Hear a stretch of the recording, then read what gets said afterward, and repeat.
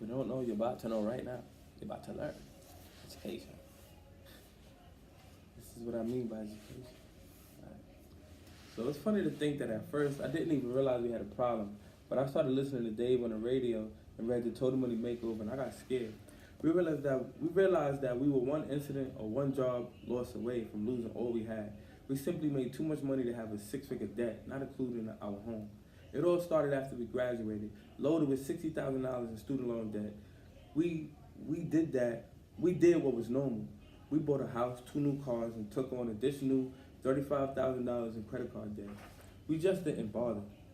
We weren't trying to keep up with anyone or buy a lot of miscellaneous stuff over time. We just failed to care.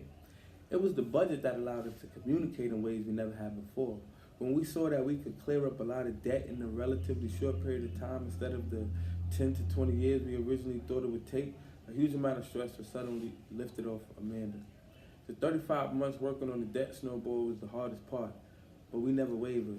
Yes, we had visits from Murphy, having a baby plus Amanda's back surgery and other emergencies, to name a few, but we did it. We actually reached our goal of becoming debt-free. We sold our brand new Jeep Liberty. Amanda really loved that Jeep and bought a gently used 1991 model. Amanda took on an extra shift at work, and I took over extra tasks around the house to compensate. We scaled back our lifestyle considerably, and folks made fun of us, which told us we were on the right track. We knew that we can't wander out of debt like we wandered into it. Our entire paradigm shifted. For the 6 years we've been married, we've always had debt. We have yet to have a major argument over money since we started this plan. We know that we can do anything we want in a short time. We literally changed our family tree all because we bothered and cared enough to do something about it. Stephen, age 32, and Amanda, age 31, firearms. Stephen and Amanda Farrar, an eBay store owner and a pharmacist. One lady took her debt snowball, which is on form. One lady took her debt snowball form, which is on page 220, to the local copy shop and had it enlarged to supersize. She then put her huge debt snowball in the refrigerator. Every time she paid off another debt, she drew a big red line through that debt, now gone forever. She told me that every time she walked through the kitchen and looked at the refrigerator door, she would yell, "Oh yeah, we was gonna get out of debt." If that sounds corny to you, you're still not getting it. This lady has a PhD. She is not a dumb person. She is so sophisticated and intelligent that she is so sophisticated and intelligent that she got it. She understood that her total money makeover is about change in behavior, and that behavioral change is best enhanced by some quick, although small wins. When you pay off a nagging $52 medical bill or that $122 cell phone bill from 8 months ago, your life has not changed that much mathematically yet. You have, however, begun a process that works, and you have seen it work, and you will keep doing it because you will be fired up about the fact that it works. After you list the debt, smallest to largest, pay the minimum payment to stay current on all debts except the smallest. Every dollar you can find from anywhere in your budget goes toward the smallest debt until it is paid. Once the smallest is paid, the payment from that debt plus any extra found money is added to the next smallest debt. Trust me, once you get going, you will find money. Then when debt number 2 is paid off, you take the money that you used to pay on number 1 and number 2 and you pay it, plus any found money on number 3. When 3 is paid, you attack 4 and so on. Keep paying minimums on all the debts except the smallest until it is paid. Every time you pay one off, the amount you pay on the next one down increases. Every time you pay one off, the amount you pay on the next one down increases. All the money from old debts and all the money you can find anywhere goes in the smallest until it is gone. Attack. Every time the snowball rolls over, it picks up more snow and gets larger. And by the time you get to the bottom, you have an avalanche. Most people get to the bottom of the list and find they now can pay well over $1,000 a month on a car loan or a student loan. At that point, it won't take long to bust out and be debt-free except for the house. That is baby step 2. Use that snowball to become debt-free except for your home. My wife and I were under 25 and had over $169,000 in debt. We were sick and tired of being sick and tired. Our debt had grown little by little. Amy would buy small things like clothes and stuff for the house that seemed to nickel and dime us to death. I, on the other hand, would blow money on a larger scale. For example, I bought a BMW, for Amy of course, and took her on a surprise vacation in New York City. We did not have the discipline to tell that inner child to shut up long enough for us to think before we made a purchase. We did not have the urgency to get rid of our huge amount of debt until a turn in events changed our mindset. Several years ago, I changed jobs. which required a training period that decreased my monthly income by $4,000. We had some money in savings, but it quickly dwindled. To save our total money makeover, to start our total money makeover, we decided we had to lower our overhead, sell everything but the kids, maybe, and change our spending habits. We got crazy and sold our rental property, and we paid off the BMW, department store card, medical bills, and student loan. We were invited to do fun stuff and to spend money doing it, but we held off. We decided to have a garage sale that ended up looking like an estate sale. We ate creative meals, and then I committed what some people would consider the ultimate sin. I sold my wife's BMW. We knew if our family of four could just make it through these 6 months living only on $1,700 a month, we could ultimately change our family tree. And we did it. We became debt-free except for the house and were named one of the Total Money Makeover finalists. The most important part of this whole process was learning to delay the pleasure. It's like Dave says, live like no one else, so later you can live like no one else. Josh, age 26, and Amy, age 25, Hopkins. Mortgage loan officer, stay-at-home mom. Feel me? The elements of making it work. When I first started teaching this more than 25 years ago, I didn't understand what all the elements of success were or all the clarifications that would be needed. The major elements of making the debt snowball work are using a budget, getting current before you start, smallest to largest payoff, no cheating, sacrifice, and focus intensity. Total, sold out, focus intensity is possibly the most important. This means saying to yourself and meaning it, to the exclusion of virtually everything else, I'm getting out of debt. If you take an old-fashioned magnifying glass outside and set it near some crumpled newspapers, nothing will happen. If you point the sun's rays through the magnifying glass but move it around and wiggle it, nothing will happen. If you hold it really still and focus the sun rays totally on that crumpled newspaper, things are going to happen. Focus intensity will cause you to smell something burning, and soon you will see an actual fire. If you think this debt snowball stuff is cute and you might sort of give it a try, it won't work. Total, sold out, focused intensity is required to win. Aiming at the goal and nothing else is the only way to win. You have to know where you're going, and by definition, know where you aren't going, or you would never get there. I fly a lot, and I never get on a plane and think to myself, I wonder where this plane is heading. I know where I want to go, and if I'm heading to New York, I stay off the plane heading to Detroit. When I get off that plane, I don't catch the first cab I see and say, why don't we just drive around a while because I don't have a plan? I tell them the hotel and street where I want to go. I then ask how long that would take and what the fare would be. My point is that we don't wander aimlessly around in any other parts of our lives, but we seem to think that we'll work with money. You can't get ready, fire, and then aim with money, and you can't try to do 6 things at the same time. You're trying to get out of debt, period. You will have to focus with great intensity to do that. Proverbs 6:1 and 5, loosely Dave paraphrase, says, if you have signed surety, my son, surety is Bible talk for debt. Deliver yourself like the bird from the hand of the fowler and the gazelle from the hand of the hunter. I remember reading that Bible verse in my daily Bible study one day and thinking what a cute little animal metaphor was for getting out of debt. Then one day later that week, I was surfing channels and hit the Discovery Channel. I noticed they were filming gazelles. The gazelles were peacefully gazelling around. Of course, you know the Discovery Channel wasn't there for the gazelles. The next camera shot was of Mr. Cheetah sneaking up in the bushes, looking for lunch in all of the right places. Suddenly, one of the gazelles got a whiff from Mr. Cheetah and became very aware of his plan. The other gazelles noticed the alarm and soon also were on edge. They couldn't yet see the cheetah, so out of fear of running at him, they froze until he played his cards. Realizing he had been discovered, Mr. Cheetah decided to give it his best shot and leaped from the bushes. The gazelles all yelled, "Cheetah!" Well, not really, but they did run like crazy in 14 different directions.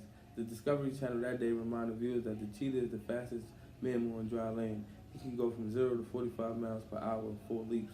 The show also proved that because the gazelles will outmaneuver the cheetah instead of outrunning him, the cheetah will tire quickly. As a matter of fact, the cheetah only gets the gazelle burger for lunch in 1 out of 19 chances.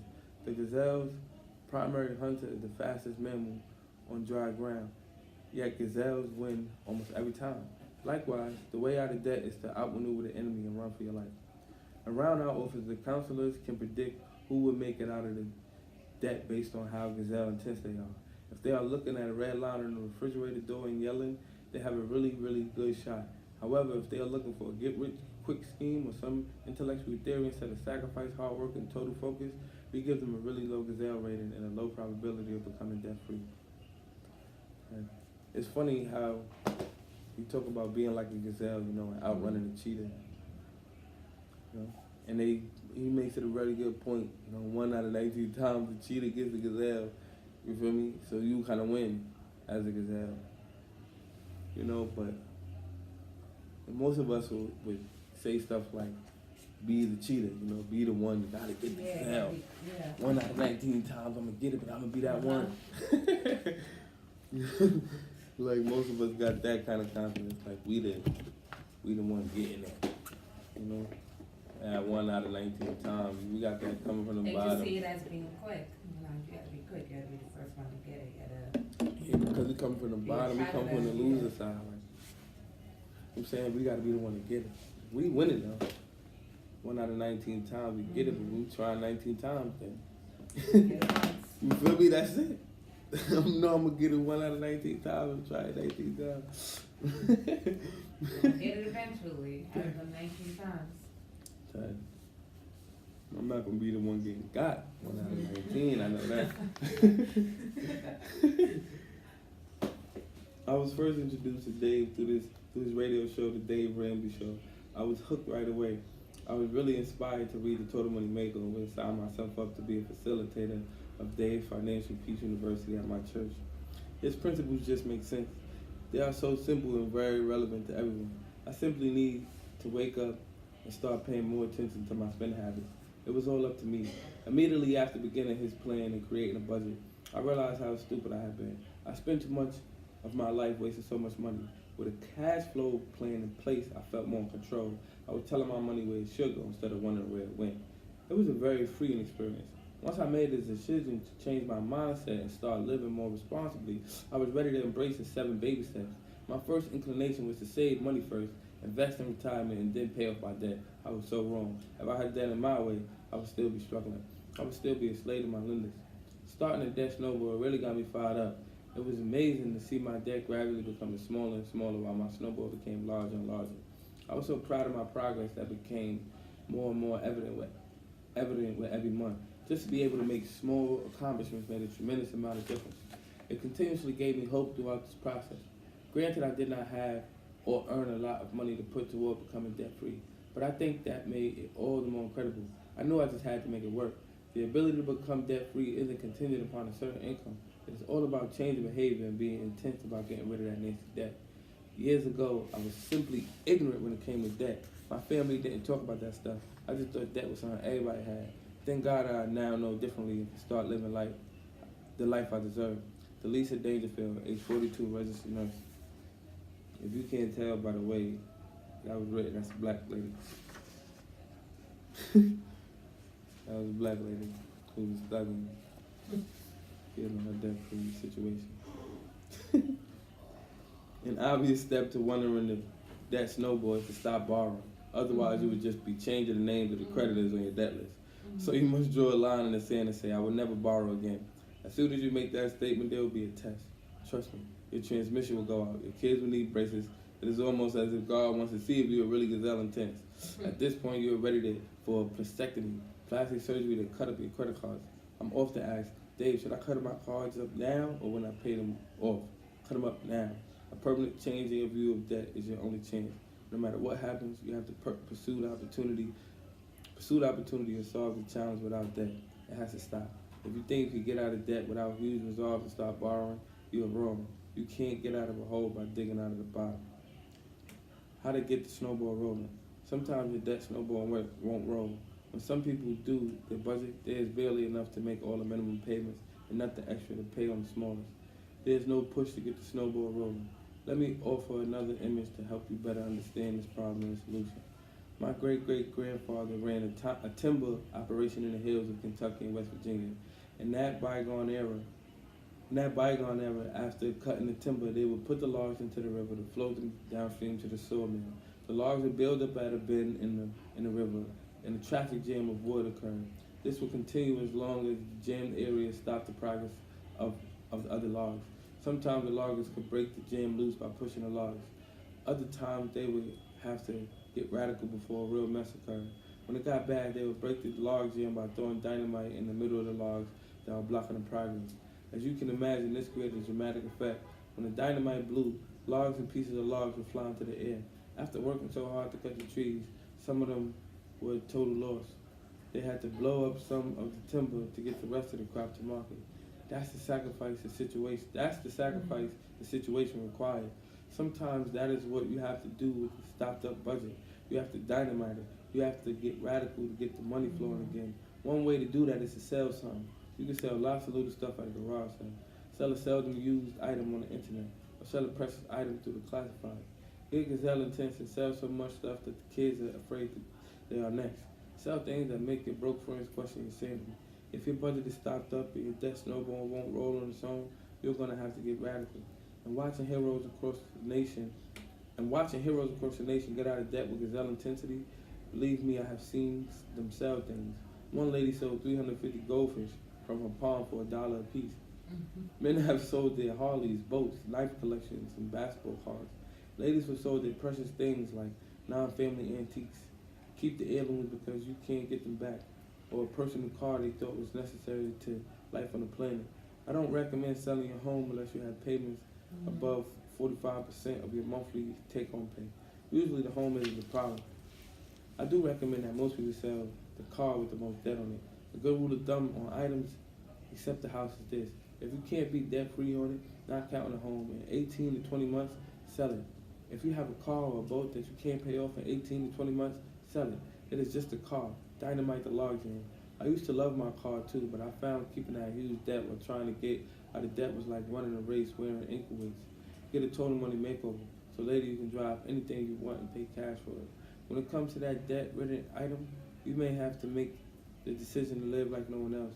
But remember, later you will be living and driving like no one else. My wife and I consider credit cards to be just a way of life. It seemed normal to simply throw down the cards for everyday items. Vacation rentals, gas, clothes, food, you name it. We paid for it with plastic. Eventually, all of those charges started piling up. It was a gradual and steady accumulation of debt that just kept growing and growing. It was like a snowball that was chasing us instead of pushing us. All this time, I had left my wife to handle the money and didn't give it a second thought, which wasn't fair to her. The next thing we knew, we were $30,000 in debt and in need of a total money makeover.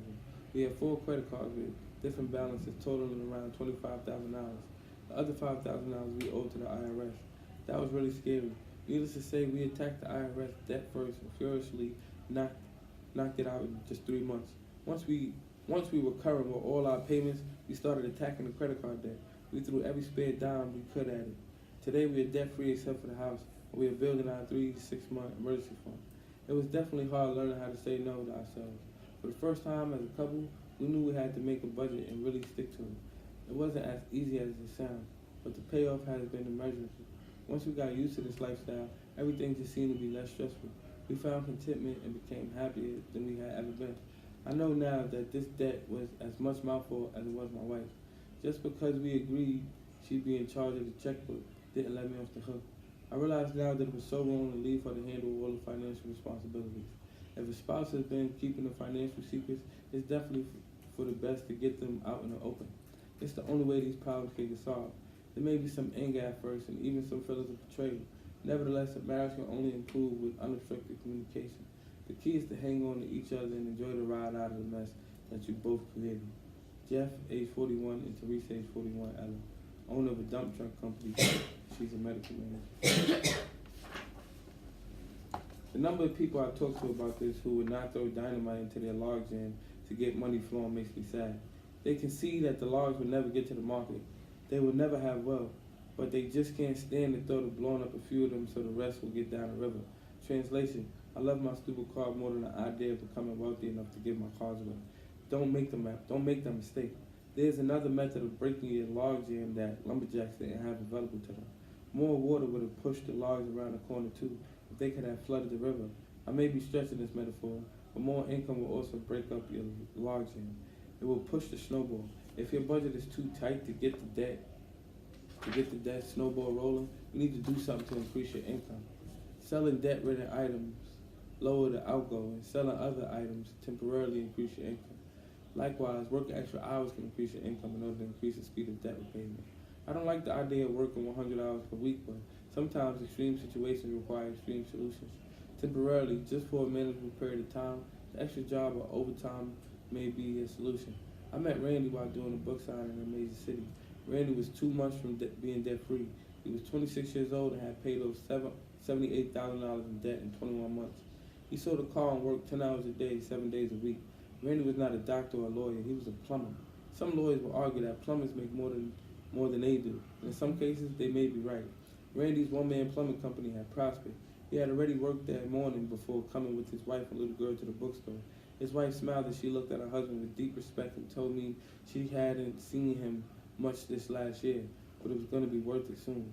Can you imagine the pressure that young marriage must have been? Can you imagine the pressure that young marriage must have been under with $78,000 in debt? Now they were almost debt free. Randy got radical. He used income to bust the logjam. He promised he was going to slow down as soon as the debt was paid so he could spend time with his wife and little girl. Now they will be able to go places as a family and do things their debt would never have allowed them to do. I picked up a pizza one night, and as the guy behind the counter started walking towards the car with a stack of pizzas to be delivered, he saw me and stopped. Smiling, he said, "Hey Dave, I'm here because of you. Only 3 months and I'm debt free."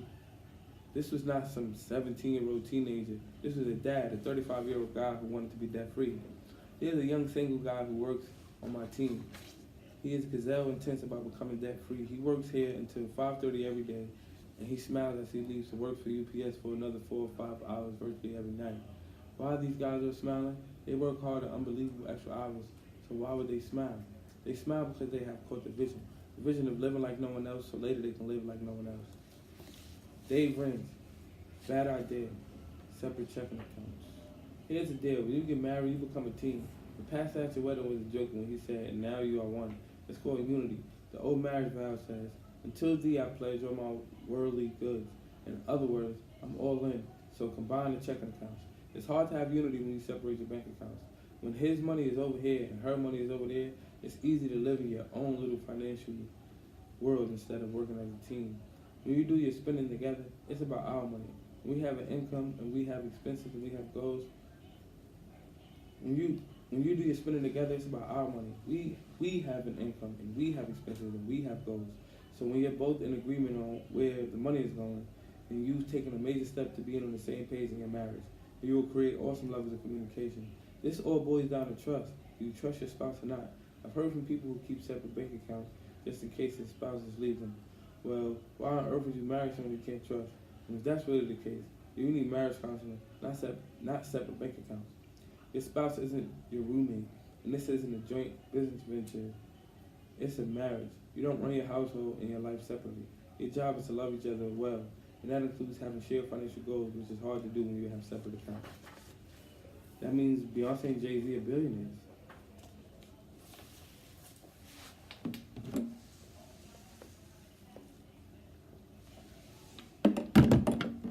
Right? If you get married and you have, because marriage technically, both of your income is your household income. So their household income is over $1 billion. Mm-hmm. They're billionaires. Yeah. It's when people, like you said, when people get married, they get separate accounts. His accounts, her account. But I feel like pool all your money to one big joint account and work with that. We married because it's legal, but now we're not married. Well, when you're not married, then you do what you want. But when you married, then there's no more his and hers. It's y'all. And if y'all put it together, then it's more money in the bank or wherever you keep the money. I don't know. Right. Pay off their household together as a team. Mm-hmm. Okay. So what about saving for retirement with the snowball rolling? Matt asked me on a radio show about another subject people have trouble with on Baby Step 2. Matt wanted to know if he should stop his 401k contribution to get his debt snowball moving. He really didn't want to stop contributing, especially the first 3% because his company matches that 100%. I'm a math nerd and I know the 100% math is sweet, but I have seen something more powerful. Focus intensity. If you're going to be gazelle and intense and do everything in your power to become debt-free very quickly, then stop your retirement plan contributions, even if your company matches them. The power of focus and quick wins is more important in the long term to your total money makeover than is the match. This is only for people who have already pulled out all the stops and are ready for anything goals to become debt-free quickly. If you are radically gazelle intense, the speed of your debt freedom will enable you to return to that 401k with a match in just a matter of months. Imagine how much you'll be able to contribute without payments. The average person who throws a dynamite and is gazelle intense will be debt-free except for his or her home in 18 months. Some take longer and others less, depending on debt, income, and savings at the time they start the total money makeover. If for some reason you're stuck in an extremely deep hole, you may want to continue doing some retirement saving. An extremely deep hole is not defined by your unwillingness to apply yourself. An extremely deep hole is not Phil's situation. Phil makes $120,000 a year and has $70,000 of debt, and $32,000 of which is on one car. Sell the car and amputate the lifestyle, Phil. Phil should be debt-free in 9 months. No excuses and no prisoners. An extremely deep hole is Tammy's situation. Tammy has $74,000 in student loans with another $15,000 in credit card debt. Tammy is a single mom with 3 children and has an income of $24,000 per year. It is going to take Tammy a few years to work her debt snowball. She will figure her way through it, but her situation is one of the very rare exceptions. She should keep contributing to the 401k with the match. When you have to dip into the emergency fund, Penny's air conditioner went out in the dead of summer. The repairs were $650, which she took from her emergency fund. Thank goodness that $1,000 was there, she said with a sigh. Now what does she do? Did that snowball or stop and go back to baby step 1, save $1,000? Penny needs to put the debt snowball temporarily on hold. She will continue to make minimum payments and go back to the first step until she gets back up to $1,000 in her emergency fund. If she doesn't, soon she will have nothing in savings, and when the alternator on the car goes out, she will reopen some credit card account. The same applies to you. If you use the emergency fund, return to baby step 1 until you have refunded your beginner emergency fund, then move right back to your debt snowball baby step 2. You feel me? Liddy. So if you gotta, once you get your rack, right here. Once you get your rack, you spin out your rack. Go back to the rack before you put it back there. Before you start going crazy with the chicken. Liddy. Second mortgages, business debt, and rental property mortgages. Because of debt consolidation, loans, or other mistakes, many people have a home equity loan or some kind of a large second mortgage. What should be done with this loan? Is it put it in the debt snowball or just called the mortgage and not dealt with at the step? It will be paid off. It is just a matter of at which step. Generally speaking, if your second mortgage is more than 50% of your gross annual income, you should not put it in the debt snowball. We will get to it later. If you make $40,000 per year and have a $15,000 second mortgage, you should put it in the debt snowball. Let's just take care of it now. But if you have a $35,000 second mortgage and make $40,000, you will get to it in another step. By the way, you should consider refinancing your first and second mortgages together if you can lower both interest rates. Then put the total on a 15-year mortgage or the remaining years of your current first mortgage, whichever is less. Example, if you have 12 years remaining on your first mortgage at 9% interest, refinance the first and second mortgages together into a new first at 6% over 12 years or less. Many small business owners have debt and want to know how to handle that debt and the debt snowball. Most small businesses' debt is personally guaranteed, which means it is really personal debt. If you have a small business loan of $15,000 at the bank or have borrowed on your credit card for business, this is personal debt. Treat small business debt like any other kind of debt. List it with all your other debts, smallest or largest, and the debt snowball. If your business debt is larger than half your gross income or half your home mortgage, hold the payoff on that side debt until later. Smaller and medium-sized debts are what we want to pay off at this step. The only other larger debts to delay are mortgages or rental properties. Stop buying more rental property, but hold that debt until later. After your home mortgage is paid off in a later baby step, you should snowball your rental mortgages. List the rental debt smallest to largest and concentrate all your focus on the smallest until paid. Then work your way to the rest. If you own several or even just one rental property, you should consider selling some or all to get the money to pay off the ones you keep or pay off other debt listed in the debt snowball. Having $40,000 in credit card debt and a rental with $40,000 equity doesn't make sense. You wouldn't borrow $40,000 on credit cards to buy a rental, I hope. So why would you keep the situation described here, which has the same effect? Other than the home mortgage, larger second mortgages, business loans, and rental mortgages are the only things that aren't paid off in baby step 2. Start the debt snowball with gazelle intensity, great focus, extreme sacrifice, selling things and working extra, clear all debt. Again, if you are fired up, normally this will happen within 18 to 20 months. Some will get out of debt sooner, and some will get out in a slightly longer period of time. If a snowball is scheduled to run longer, never fear. It may not take as long as the math seems to indicate. Many people find a way to shorten the time with sheer intensity, and God tends to pour blessings on people going in a direction He wants them to go. It is as if you are walking or running at a fast pace, and a moving sidewalk suddenly appears below you to carry you faster than your own effort would. The debt snowball is very possibly the most important step in the total money makeover for 2 reasons. 1, you free up your most powerful wealth building tool, your income, during this step. 2, you take on the entire American culture by declaring war on debt. By paying off your debt, you make a statement about your stance on the issue of debt. By paying off your debt, you show that the total money makeover of your heart has occurred, paving the way for a total money makeover of your actual wealth. That's chapter 7. So, question: if you, let's say, I make That's a picture? $2,000 a month. No, What is the picture? that's standing Oh, up. this is the iPad. Oh, his iPad. Oh, okay, sorry. So let's say you get $2,000 a month of income. You pay off your credit card debt. Okay, so basically, how does the book talk about budgeting as Yes. you're paying off your debt? Yeah. And like how so? Yeah. that? So like there's budget plans in the book. There's Okay. worksheets that breaks down like income to outcome, Okay. stuff like that. So like definitely, All right. you I think that's like a huge concern for everybody. It's like I if got a I'm paying off this and this and that, how am I gonna, spend $150 for the rest of the month after paying off, all of my debt? No, like you budget. Like you make sure you put aside food and Then again, phone that's- bill, yeah, food then- and yeah. phone bill Then again, and that's where the and whole rent. emergency and money then came from. everything else. You feel me? So like, yeah, like you make You it. can't eat out. You can't splurge. Yeah, he uses that. Don't go to the restaurant unless you're working there. Mhm. Yeah. Like, Really? That's what he said? Yeah. Right.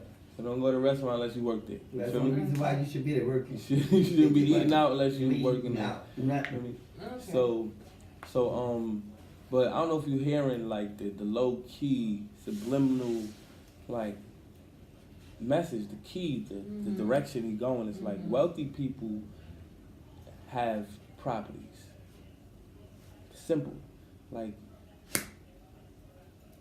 they always bringing in money. so always have properties. Right. Real estate. Like we should be owning properties. Like most wealthy people have rental properties. You feel That's me? what Like you just The said. money That's coming what- every. so that's you see he was trying to That's talk what to he people was- who rent. So like that might not apply to you now, but when you start building wealth, start putting money towards buying Build properties, rented properties and then sell it and then, buy more. like real estate is the name of the game when it comes to wealth. What was your question, Mama? Yeah. Okay. Can I have $10 out of our miscellaneous account? Miscellaneous account. Whatever. Nah, you can't have $10. Oh, gotta say. No, I give you $10 out of my pocket. That's miscellaneous. No, that's not the miscellaneous. What's that in your pocket? A pocket. What? No, really. What you call your money you spend every day out your wallet? Spending money. Or out of your spending money? Can I $10 just spending money?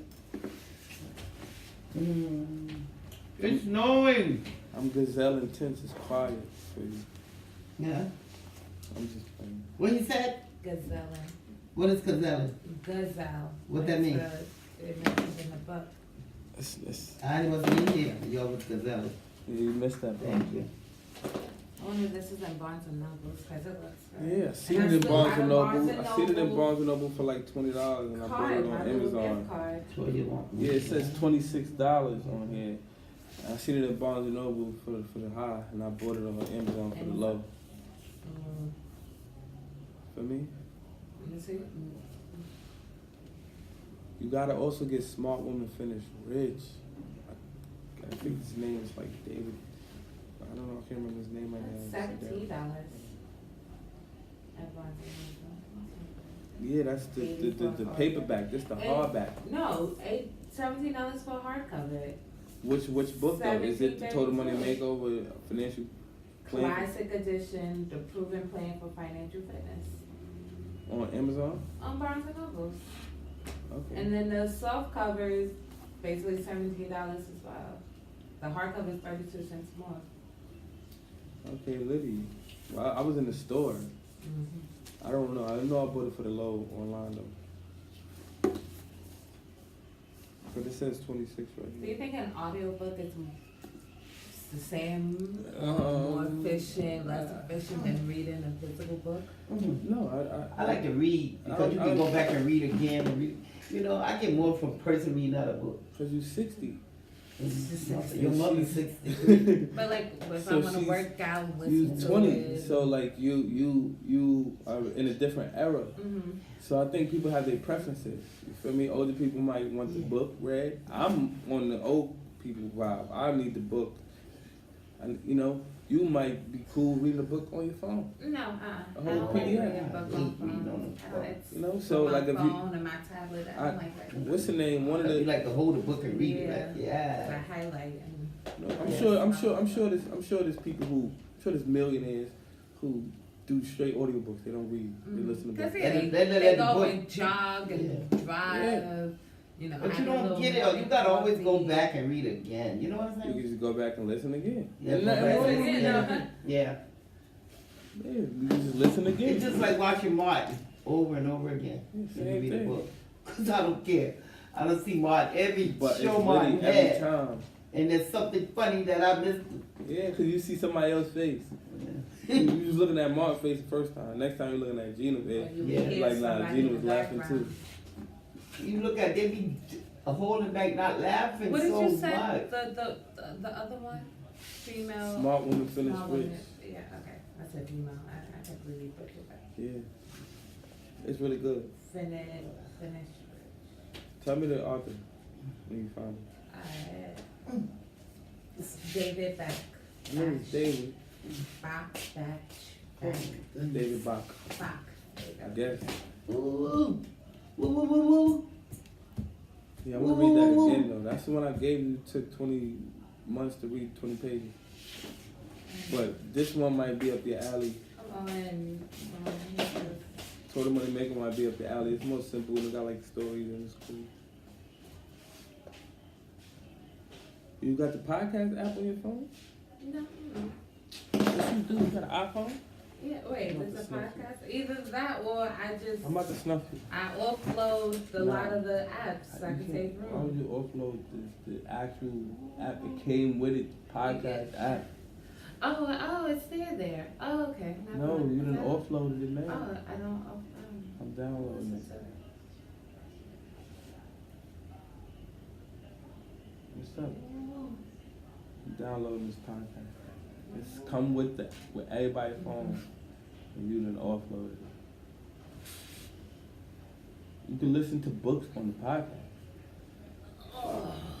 Let me see. Oh, You that's talking why I like you need- can do this now, like. So there's people who put books on podcasts, like they read it.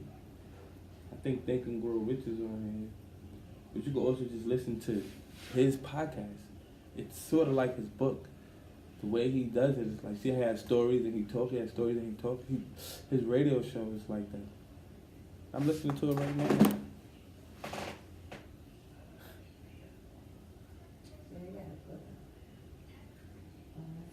Money forbearance.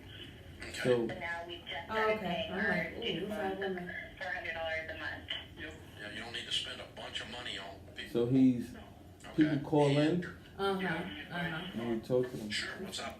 And he's, And a paid off home mortgage. That's You go download my podcast.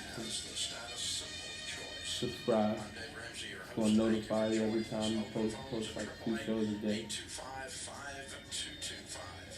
That's 888-825. Whenever he does, okay. I was gonna say how often he does podcasts. Every day.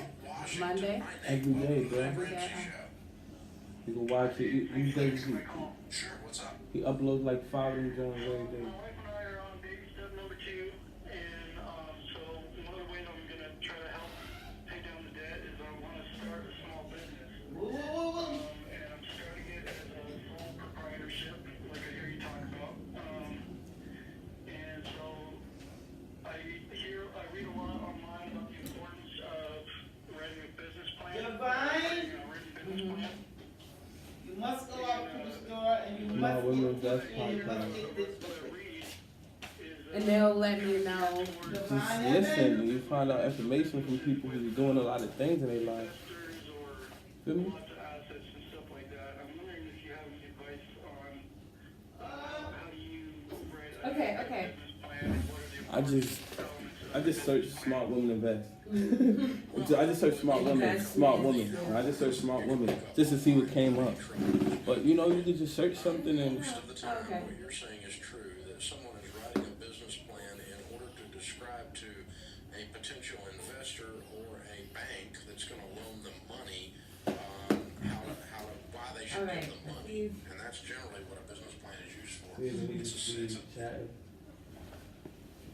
I need internet to listen to them, like if I'm on a train. no, like I mean, if you load it up before you like get on the train, it's not gonna stop. You feel me? Okay. If you press play and just listening to it on the train, it's not. But if you on the train and try to just log on to one, but you could download it. So you could download it in the crib. You know, it's a download button so that you can listen later.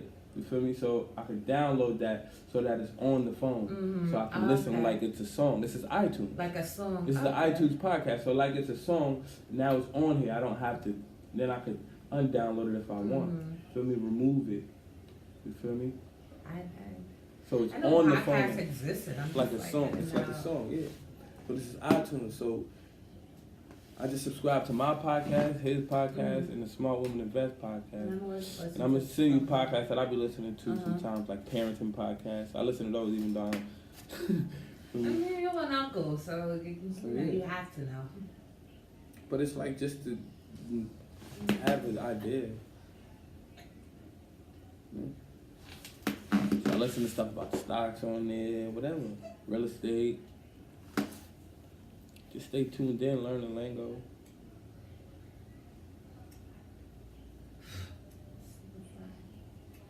Yeah. So, podcast is cool. Start bumping out and see what you vibe with. I'm gonna look up some more. I see some of the parenting joints I listening to. I seen some stuff. Start soaking up information that's pushing you to, you know. I gotta really start thinking about my future. Yeah. Soak up information that's push you to think about your future now because, There you go. you know, you don't want to wait till desperate time. Start thinking like, okay, what can I do? How can I do it? Yeah, just start. It's good to start now. What you put your energy in right now going to pay off. You feel me? And you got a big homie. He's really a big homie. Emphasis on the big.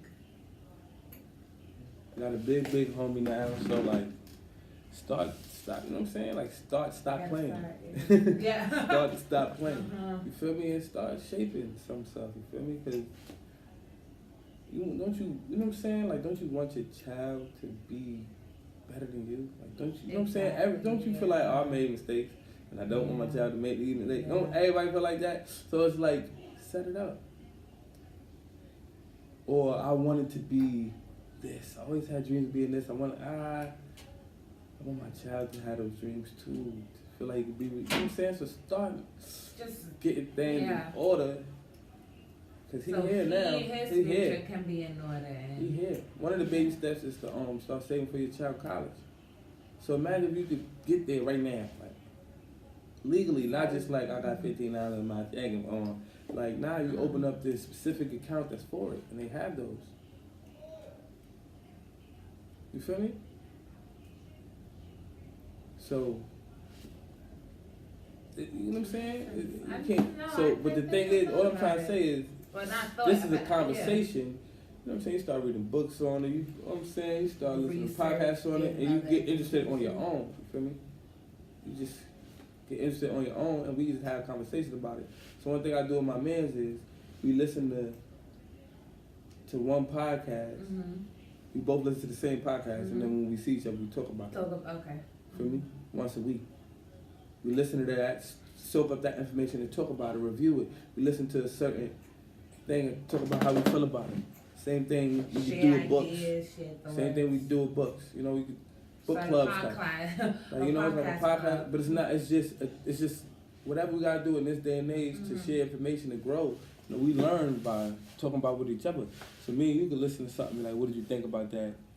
You know. And given how advanced technology is, podcast is available to anybody. Right. As long as you got any type of Apple product. You download it, and then you don't have to buy it. You don't have to, go out on the limb to get it. Okay. Just download it and listen to it. Listen like you listen to music. Listen, every other day, every week, once a month. So yeah. That's something a lot of these young folks need to really start thinking ahead and in advance. Not thinking about so much as the present, I mean, it's the same thing. It's the same thing, but yeah. It's the same like, long term goals, 15 years, where do you really see yourself? And think realistically, because they be like, well, then again, can't shoot down people's dreams. Somebody said they want a Grammy in 15 years. Okay. Yeah, you never know how gazelle intense somebody get. Feel me? How crazy somebody get for something. And that's all it's about. You never know how hard somebody go for something. So you can't hate on nothing. There's no such thing as thinking realistically, now that I think about it. But it also to getting it, yeah, that's it. They get on it right now and now and go hard for it now. Mm-hmm.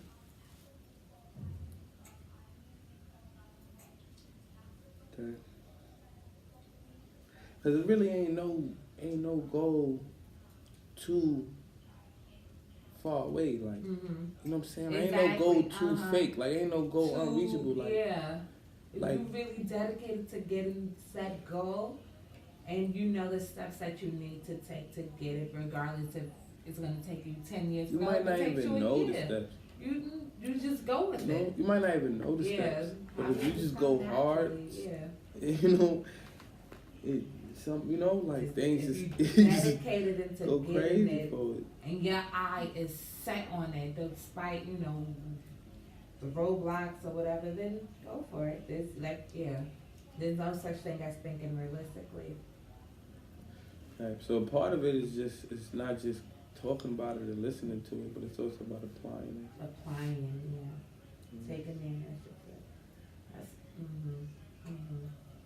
It's kind of fun when you think about it. The older you get, the more it really I don't want to say makes sense, but it's like, you think about it. Cause like a year, 2 years ago, I'll tell people, really think realistically. You really think you're gonna be a billion? Well, not a million. I'll say $1 billion in 15 years. You really think so? But now, at 21, I'm like, well, you can. As long as you can see it's possible. Yeah. It might be crazy, but you never know what somebody, you know what I'm saying, end up doing. You might not be a billionaire. You probably just be a millionaire in 15 years. Who knows? Okay. Nobody has talks like this. We do, but we gotta fill our heads up with the information. Yeah. You feel me? That makes us talk like this. Connect with the right people. When you talk with the right person, and then you feel good. Okay. You finished? I don't know if you finished. Yes. No, you're not here. No, you're not. Yeah, we gotta, just. Like you said, you gotta take the initiative. Stop saying, I'm gonna do it, I'm gonna get this, I'm gonna get that done. Take the baby steps.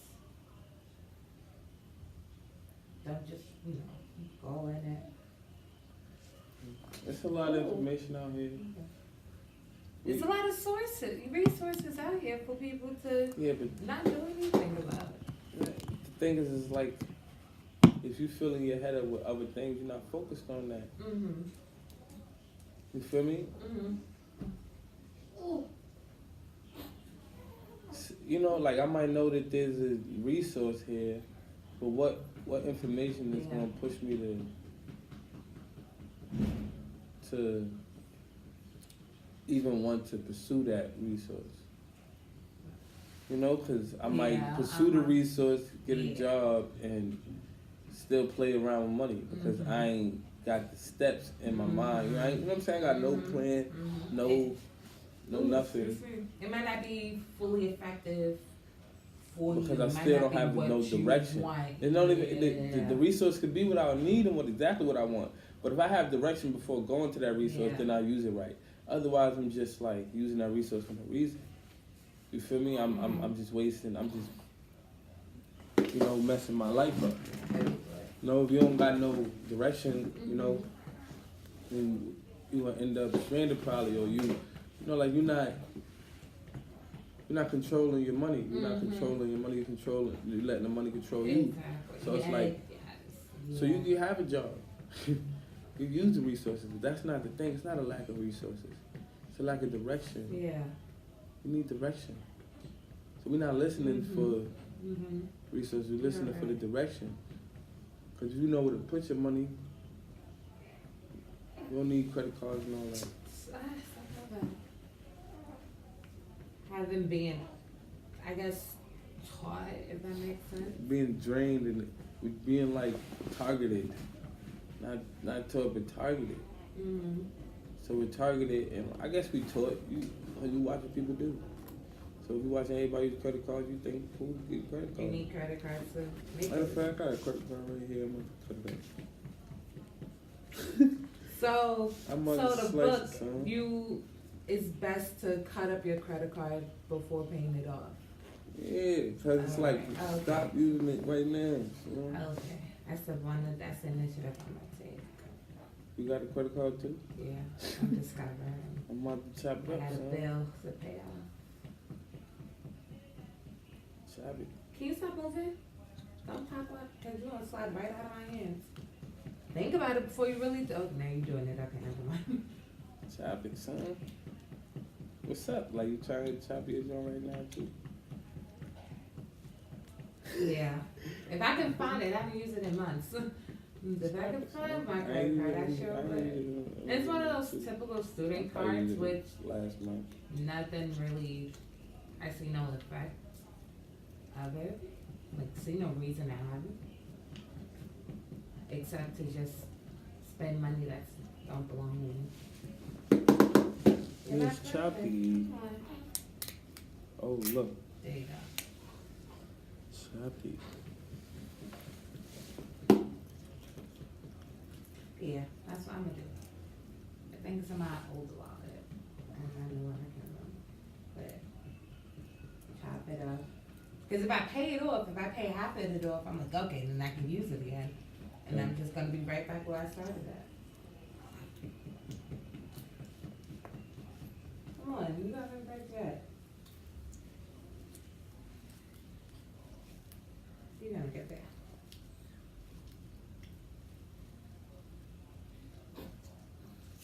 And then, listening to the testimonies there, I guess clients, I don't know if label them as, that are closer to my age. I'm 21, a couple that was 24, 25, and they was in thousands of dollars. Tens of thousands of dollars into debt, being, typical young people, when they have money, they take trips, buy BMWs, and then hearing that, I'm like, well, I'm not a few years, younger than them, and I don't want to end up like that. I don't want to end up tens of thousands of dollars in debt, but yet still out here, you know, lavishing on things that's unnecessary, to be honest. So, you know, he sold his wives, I think that was the one where he sold the BMW and, you know, kind of stopped doing all the lavishing, you know, stopped going on trips and stopped buying the, you know, the unnecessary things.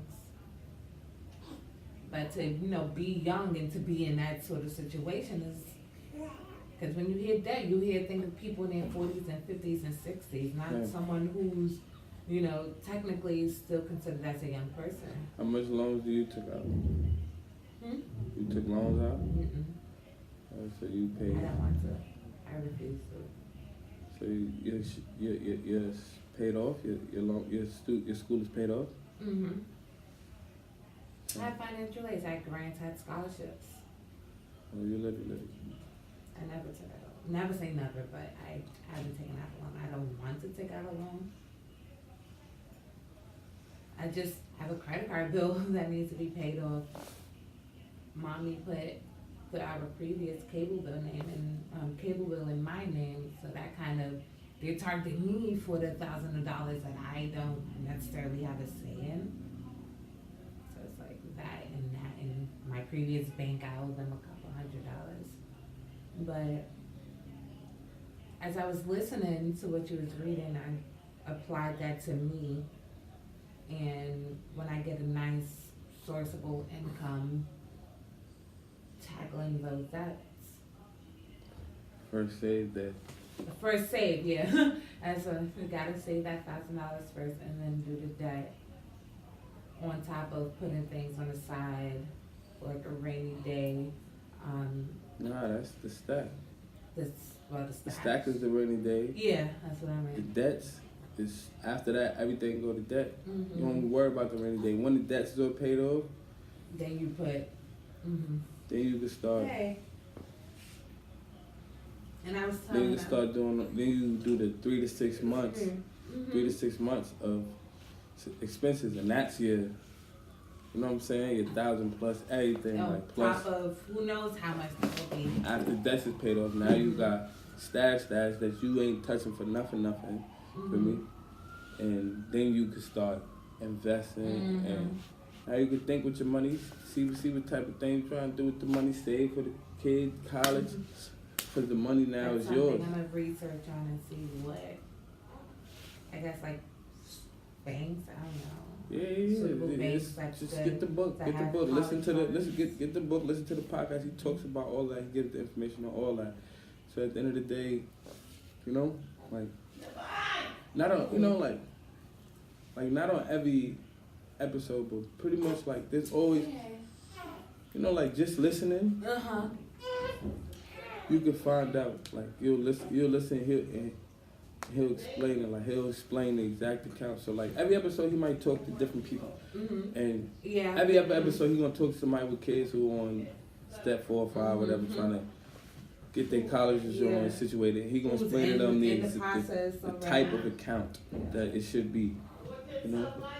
And hearing people's testimony, you know, makes me like, okay. They can do it. They were at this point in time. Listening to the young couple's testimony, I'm like, wow, okay. I don't want to end up like that. I refuse to end up with thousands of dollars in debt. I can do it. If they can do it, now, exactly. I can do it. At 21 years, people, I feel like you can do it at 16, 17. If you have the money, then go for it. But, you know, at 21 years old, I'm like, all right, I'm an official adult. I got to start thinking in advance and thinking for him and thinking for me and taking the initiative. That's what, and listening, I think listening to people's testimonies gives me more motivation to do it, because if they did it and they own, and you know, plumbing businesses. We have debt-free screams on the show. So when people call in who did it, and they call in and then they like tell their testimony on the show too. You know, and then they do like a debt-free scream. I'm debt-free, like they go crazy. You know, and they tell you, I paid off $150,000 in 2 years, and they go crazy. You feel me? Like whatever. People do a lot of crazy things. So people have different incomes, and all different types of people call in. People with low incomes, high incomes call in. still up. So just listen. And he probably even explains it in the book. You know, like what type of account you should put for your. I think it's probably in this chapter. Mm-hmm. Save for college chapter. It's in here, I think. Yes, he's brown. He's like really brownish. He's not brown. He's not that brown. Good, yes. It's caramel. I think he says the type of account in this chapter. I didn't read this chapter yet, but you should share the information. It's probably like a 503c(b) account for it's like some crazy kids account. But yeah.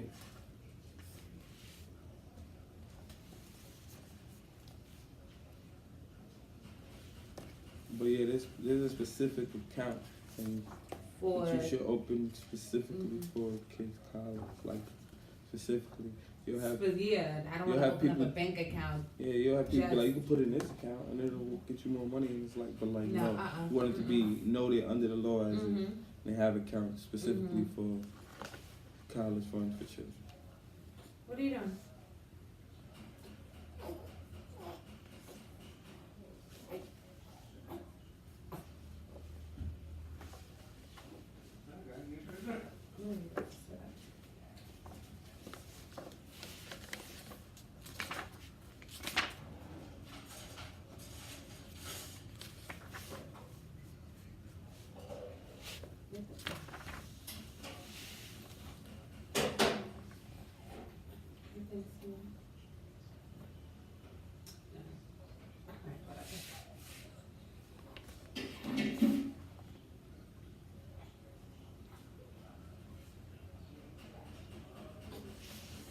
And I need something in terms of like managing money. I don't have any money to manage, but managing finances, manage your expenses. Yep. Just look like just look up stuff. Right. Okay. Bro, look. Go to his website. Like, what do you mean you need something for? When you say something, what do you mean like? What do you mean something? What do you say? You need something for money management, like you need. Oh, like I need money to basically save to manage. Oh, that's what you meant? Oh, I don't have any money. I don't have an income. But when I said, I want to get into money management, and then I said, I need money to manage. Oh. I need money to start managing. You good?